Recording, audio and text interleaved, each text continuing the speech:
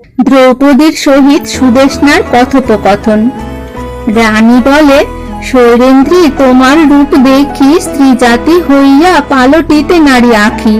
নৃপতি দেখিয়া লোভ করিবে তোমারে, মম শক্তি নহিবে বারণ করিবারে। তোমা দেখি আদর না করিবে আমারে, আমি উদাসীন হব রাখি তোমা ঘরে। আপনার দ্বারে কাটা রূপিব আপনে, কর্কটির গর্ভ যেন মৃত্যুর লক্ষণে। এত শুনি কৃষ্ণা তবে বলে সুদেষ্ণারে, অন্য দুষ্টা স্ত্রীর প্রায় না জানো আমারে। বিরাট হন কিংবা আর অন্যজন, দুষ্ট চিত্তে দেখিলে না জীবে কদাচন। পঞ্চগন্ধর্বের আমি করি যে সেবন, অনুক্ষণ রাখে মোরে সেই পঞ্চজন। ছোবার থাকুক যে দেখিবে পাপ চক্ষে, মনুষ্য গণি কি দেব হইলে মৃত্যু ভক্ষে। দুঃখানলে দগ্ধ সদা মম স্বামীগণ, না জীবেক যে আমাকে করিবে চালন।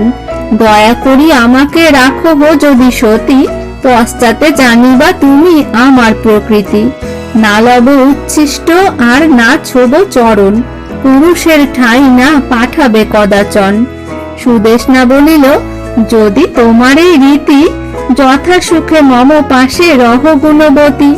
সুদেষ্ণার বাক্য শুনি কৃষ্ণা হৃষ্ট মনে, এমতে রহিল সুখে বিরাট ভবনে। সেবায় হইল বশ বিরাটের রানী, সুশীলে করিল বশ যতে রমণী।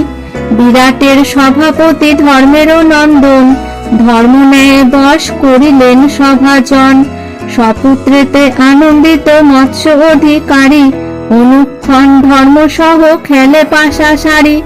পাশায় জিনিয়া ধর্ম অনেক রতন, নিভৃতে বাটিয়া লন যত ভ্রাতৃগণ।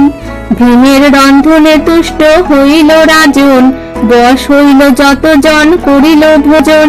মল্ল যুদ্ধে বড় তুষ্ট হইয়া রাজন, অর্পণ করিল ভীমে কনক রতন। অর্জুনের দেখি নৃত্য গীত বাদ্য রস, অন্তপুরে নারীগণ সবে হইল বশ। বহুকাল অশ্বগণ দুষ্টমতি ছিল, নকুলের করস্পর্শে সবে শান্ত হইল। গাভীগণ বাড়িল হইল ক্ষীরবর্তী, সহদেব গুণে বশ হইল মৎস্যপতি।